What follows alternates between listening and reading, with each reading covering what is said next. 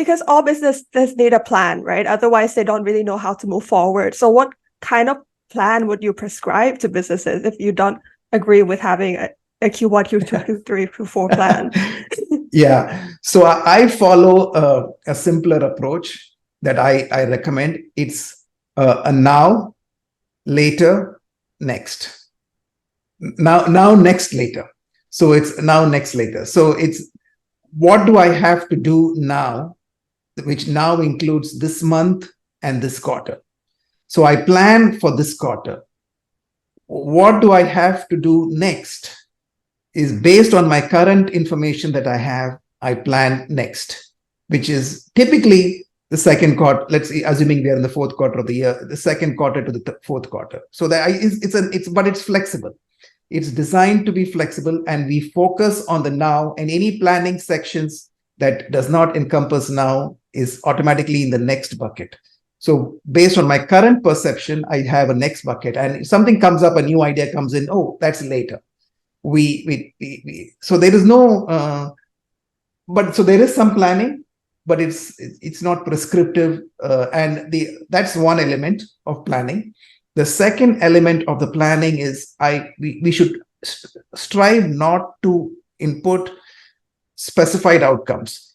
Implement generative AI in the product. So that is okay, but it should be problem. What problem are we trying to solve? It should be increase customer service by 6%, by 10, 20%, increase customer response time. So then, well, generative AI may be the solution, and possibly might be, but I should define my roadmap as a problem statement as opposed to a solution-based framework. Welcome to the Tech for Founders podcast. I'm your host, Panida, and today we have a special guest, Ram Prasad. Ram is the CEO of Delence Fractional CTO and CPO Services, a technology expert with 20 plus years of experience. Our topic for today's interview is unlocking business success with Fractional Chief Product Officer, CPO, and Chief Technology Officer, CTO Services. Get ready for an insightful discussion as we unlock the secrets to business success with Fractional CPO and CTO Services. Welcome, Ram Prasad. Welcome to Tech for Founders, the podcast that helps non-technical founders leverage technology in their businesses. Be sure to subscribe to our YouTube channel, Tech for Founders, and follow us on Spotify or Apple Podcasts to stay tuned for new episodes.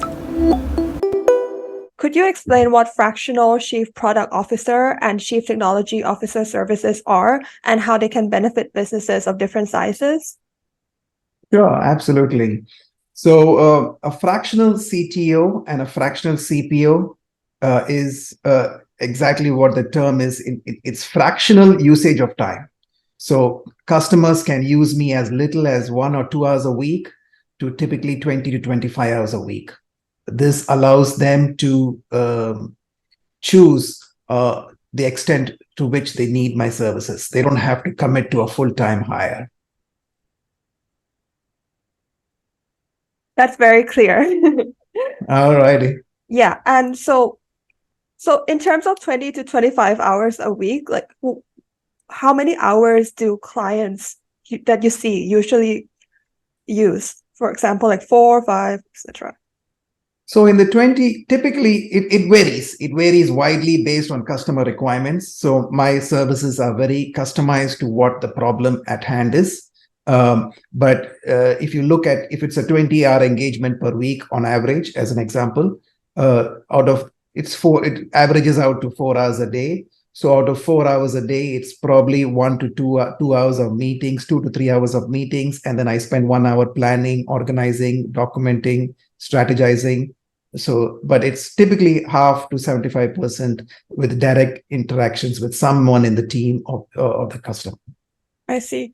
So would you say this is more a long-term thing, or if you're already able to digitalize their business, does that mean at some point you kind of phase out and someone takes over?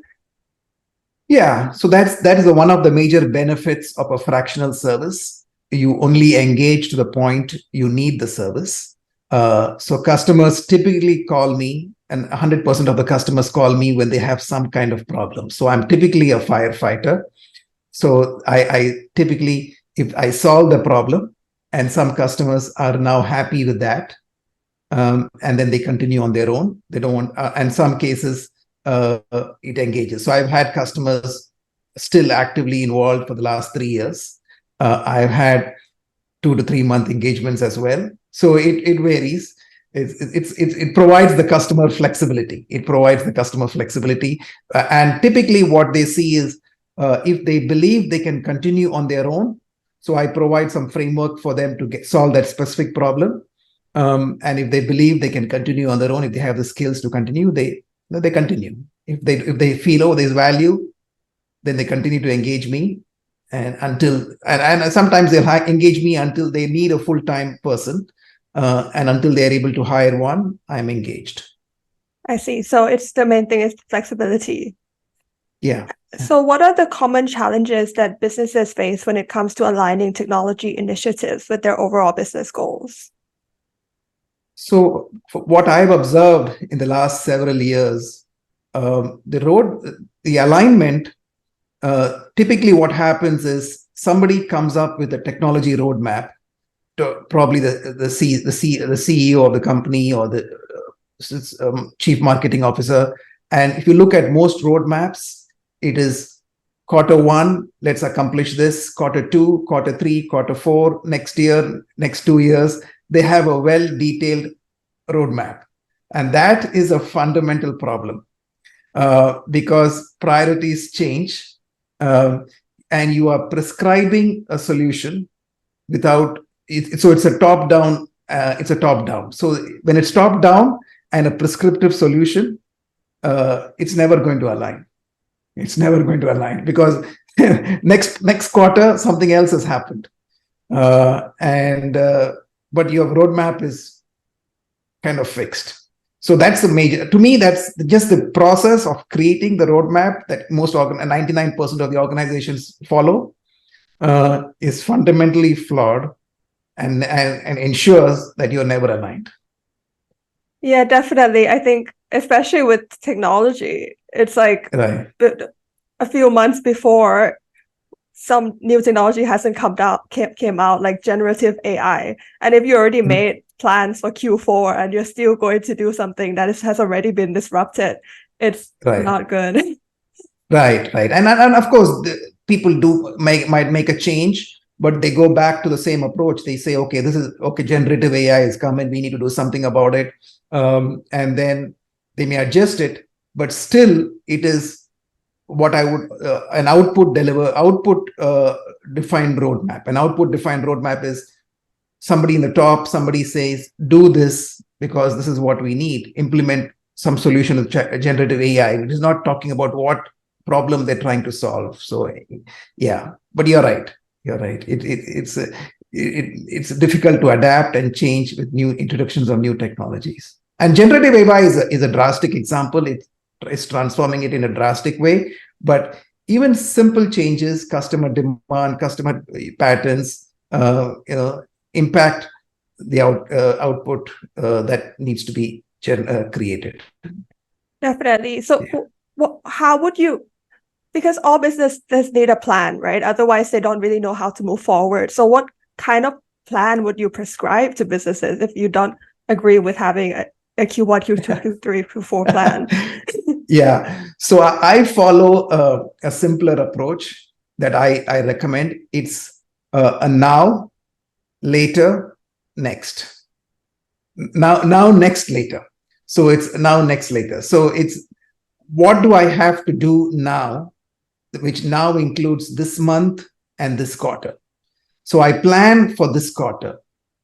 What do I have to do next is based on my current information that I have, I plan next, which is typically the second quarter. Let's say, assuming we are in the fourth quarter of the year, the second quarter to the fourth quarter. So that but it's flexible.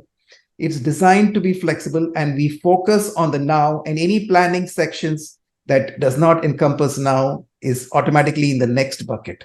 So based on my current perception, I have a next bucket, and if something comes up, a new idea comes in. Oh, that's later. So there is no, but so there is some planning, but it's not prescriptive, and that's one element of planning. The second element of the planning is we should strive not to input specified outcomes. Implement generative AI in the product. So that is okay, but it should be problem. What problem are we trying to solve? It should be increase customer service by 6%, by 10, 20%, increase customer response time. So then, well, generative AI may be the solution and possibly might be, but I should define my roadmap as a problem statement as opposed to a solution-based framework. So that's the other challenge of roadmaps. Definitely. So yeah. Go ahead. Yeah.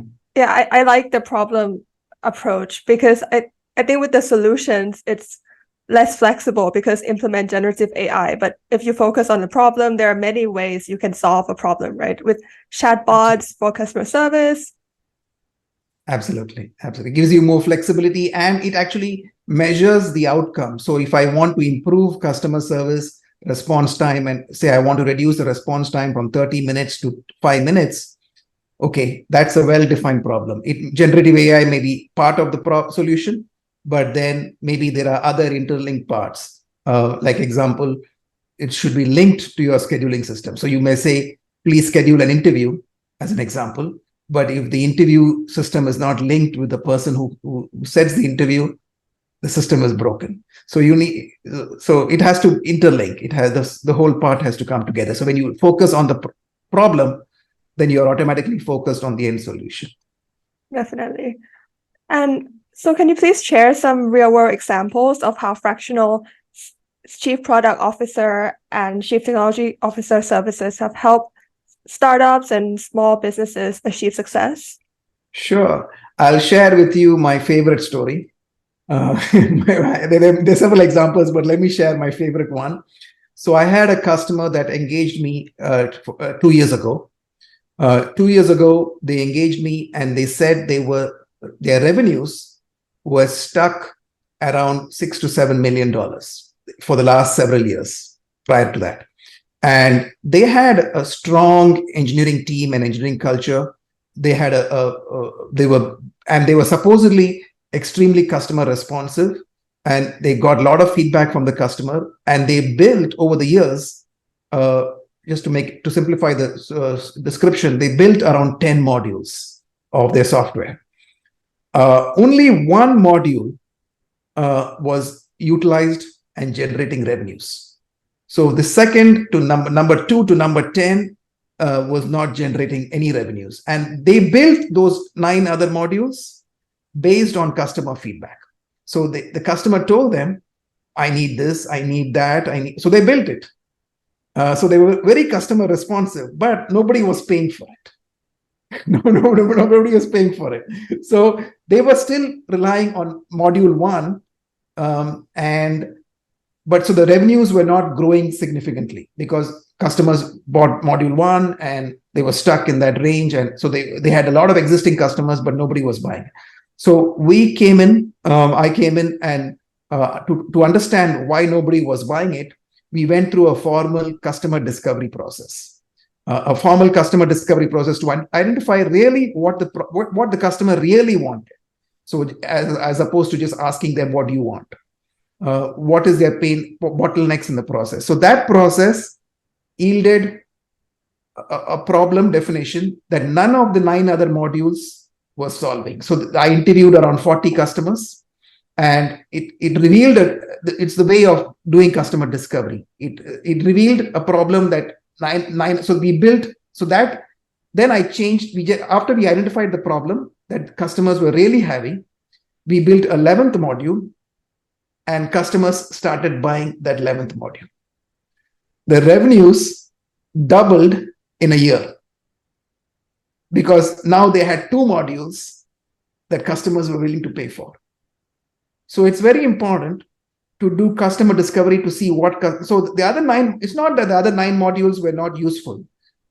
It was a nice to have. Customers were not willing to pay for it.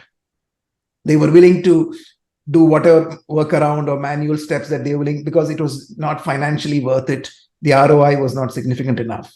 But when you solve a problem that they really experience, then the ROI is high, and they're willing to pay for it. So and it's still growing, and the customer base is still growing.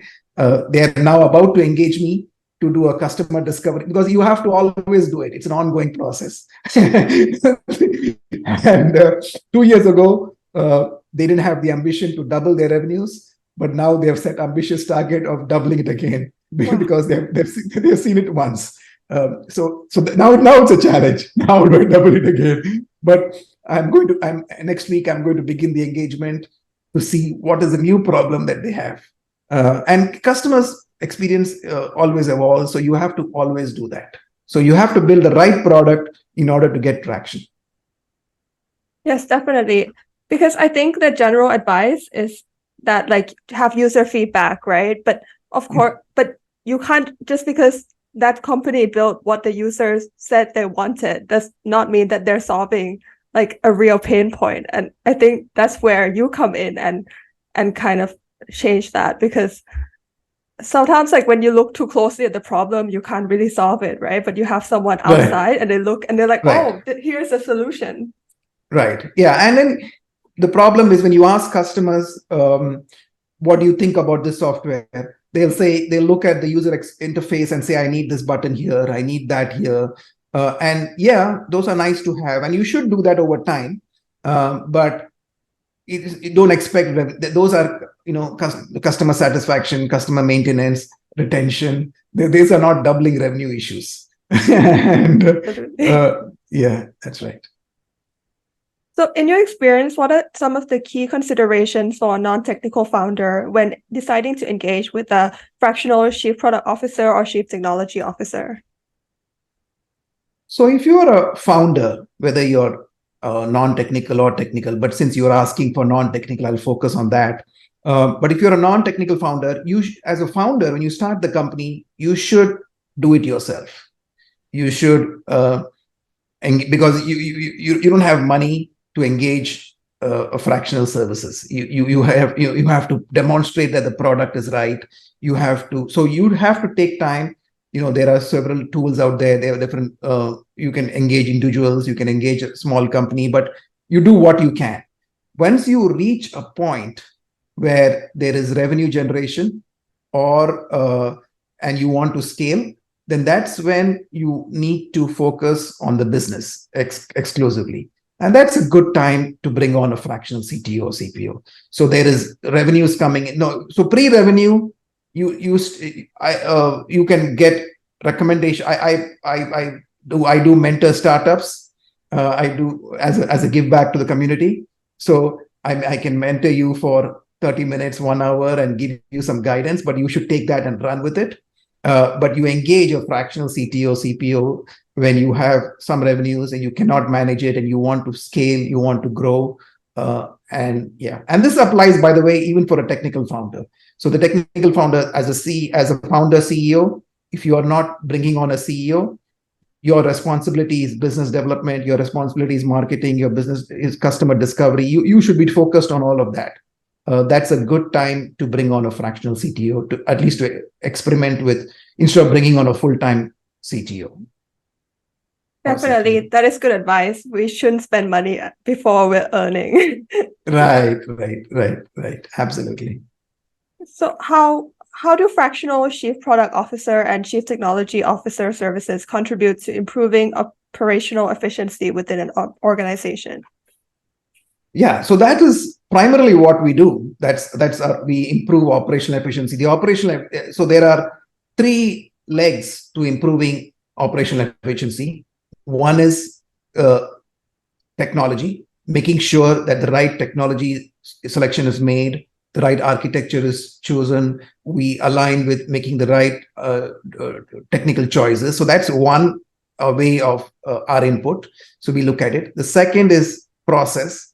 Are you following the right process to make it to, are you including cumbersome processes? Are you including, like the roadmap example I gave earlier, it's an inefficient process, it doesn't work. Are you incorporating the right processes? Are you incorporating the right agile processes to implement that? The third one is the team. Do you have the right people with the right skills to execute on the technology and a process that you have set up? So we look at it from all three angles and systematically identify gaps in each one of those three and provide recommendations and execute recommendations based on customer needs. Yeah. So it's mainly with you gaining information from about the organization and then giving very specific advice rather than more generalistic ones. Yeah, and but you look at it from the lens of those three perspectives, technology, process, and team. But you don't ask them what you want to improve. It's like asking the customers, what do you want to see? You don't ask them. You ask the right questions to ensure that you get the right problem statement. You don't ask them, do you have the right people on board to execute on it? You look at what they have. And you interview the candidates that are there, employees that are there, to see, do they have the skills? So you ask, but you verify. You ask, but you verify. So very objective approach. An objective approach. I mean, that's a good starting point. But a lot of clients, customers come to me not with the necessary expecting objective recommendations from me. I mean, that's the step two. Most customers come to me when they have a burning problem. The house is on fire. So you don't have necessarily, that's when they reach out. So however, I might say proactively come and reach out. I gave you the example of the founder, but most customers come to me, I have a problem. I don't know how to solve. I've had this problem for several weeks, several months. And so you have to focus initially on the problem. And then once the problem is solved, you're thinking about objective recommendations while you're solving the problem. And then right after the problem is solved, you provide the objective recommendations. So then they're ready to take on to the next step. Very good process. Yeah. And so what are the essential steps in creating a technology roadmap that aligns with the company's long-term goals? I know we touched upon this already. Yeah, we touched upon it. So that's the process is define the problem, understand the problem, define what has to be done now, what has to be done next, and what has to be done later. But state it as a problem that needs solved, and let the team collectively come up on a solution that addresses the problem. Perfect. So can you please provide some insights into how Fractional Chief Product Officer and Chief Technology Officer services can drive innovation within an organization? Sure. So the first, innovation of any kind, more than any particular process or technology, requires courage. So it requires courage and it requires influence. You need to be able to influence the parties. But to start with courage, you need to create a culture where mistakes are okay. So that's where you start. You speak, you accept, you encourage, and when mistakes are done, you don't blame, or you say, "Oh, that's good. We learned that." And then people, as step number one, and I try to do that in the teams that I manage. So then the teams become once they know that they can make a mistake consistently, then they are opening up to generating new ideas. So then so that's a step number one. You need to do that. Once the ideas come forth, then you find somebody who has the courage to do that. So out of a team of 5 or 10 people, typically there'll be one person who has the courage to take it to the next step. Courage as in courage to speak up, the courage to take the time to do it, the courage. So that all that is required. So you can just give ideas in a vacuum and let it go. So, but idea generation is good when you allow for mistakes. Then you have the courage to come up. Then I help with influencing the team, the stakeholders. So then you have to speak to him. You have to generate the value. You have to say, this is why we need this. So that's typically how I do. But it all starts with allowing for mistakes. Without that, that's the foundation. And that's where it starts. I think what I noticed within all of your processes is you're thinking from the mindset of a programmer, because as a programmer, you're just there messing up, testing things out, and oh look, I found a solution. I don't know how I got there, but I solved the problem. So I think like you have a very programmer mindset, and I think that's super useful. Yeah, I started my career as a software engineer, so I guess that's ingrained. But yeah, absolutely.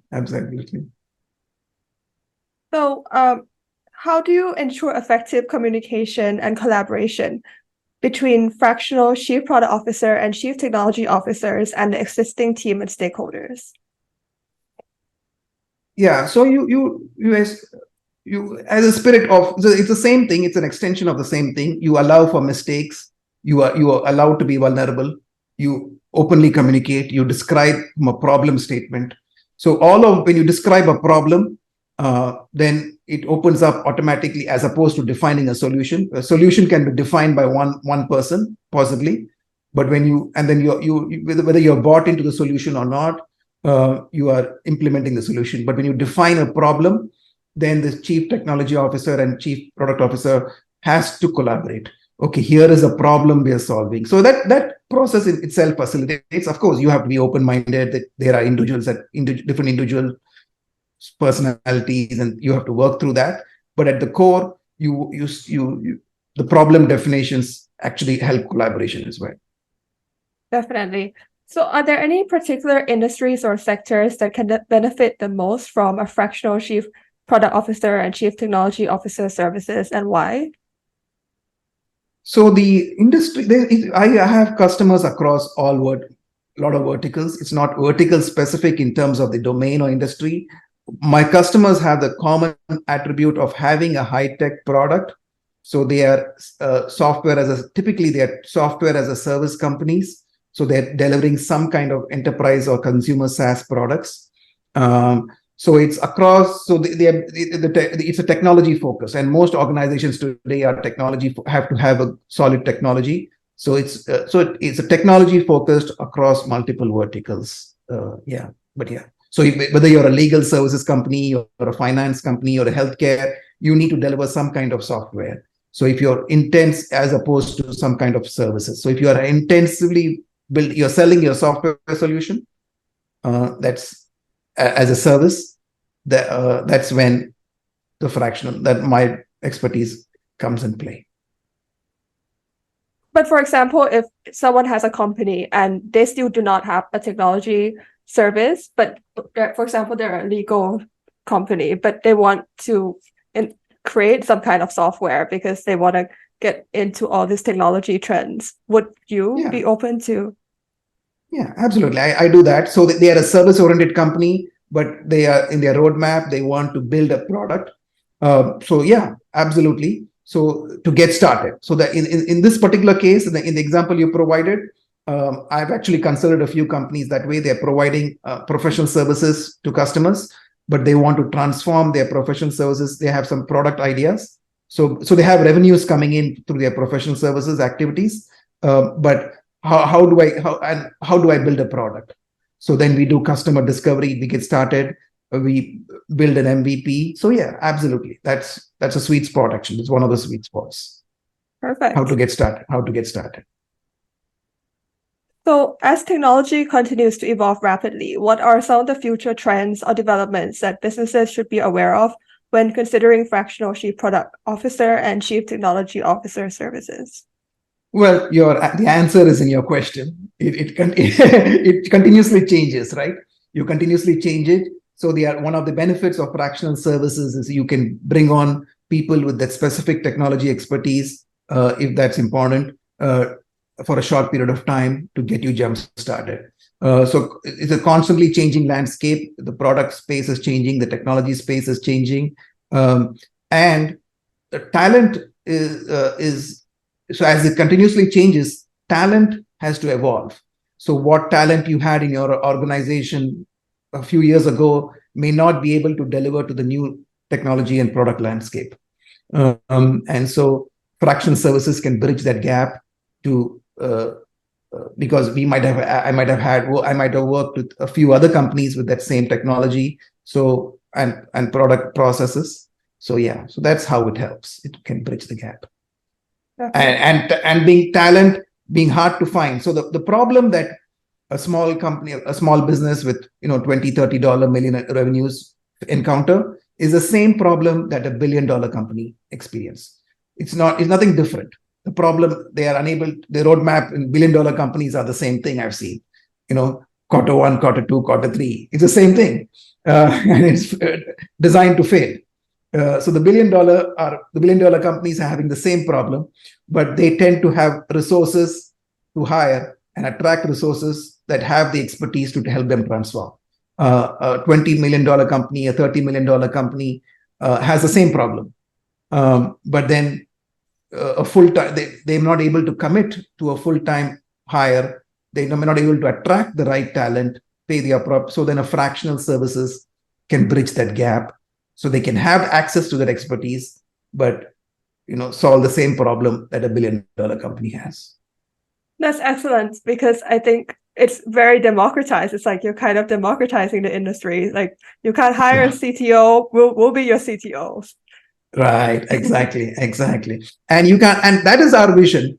Our vision is to level the playing field for startups and small businesses. So if you're not a Google, if you're not a micro or any other, you don't have to go to that extreme, but any other large company, you have the ability to hire talent, and you can change the market dynamics. You have the opportunity to do that. So in a small scale, you may not have that access to hire. So the fractional services bridges that gap. So it democratizes, it levels the playing field. Yeah, absolutely. So that was my final question for the day, but do you have anything else you want to share? No, I think you covered the breadth of questions. One of the frequent challenges that fractional CTO and CPO encounter is how do I gain the trust of the team? So I'm not a full-time hire. There's already an existing team of 15 to 20 people in the organization. I come in on a fractional basis, and I'm expected to lead the team. So you need to, so that's an important aspect of fractional services. And so you do that by, you have to gain their trust and credibility. So like I told you earlier, people come to me when they have a problem, the house is burning. So you have to focus on that problem, provide value in a very short period of time to gain the trust and credibility. So that's the key ingredient to get started. So yeah, that's the other thing. And so I do that by taking time to understand the problem. And the other thing from a customer standpoint is I love to see startups grow and succeed. So I give it a very personal attention. So it's not, yes, I have, as you said, a programmatic or engineering background and engineering thought process, but it is combined with high touch. It's very personalized problem solving. So I treat it as my own, and then you empathize with the problem to solve the problem. Yeah, definitely. So a combination with a programming approach to a combination with emotional intelligence, because I think even companies who are leading their own team might find it difficult to lead. So having someone else come in, but I think with like your problem solving approach and the fact that you're very you have like a personal like thinking with the company and you want it to succeed. So I think that is very useful. Absolutely. Thank you very much for coming today. Sure, you're welcome, and thank you for having me on. I enjoyed chatting with you. Good questions.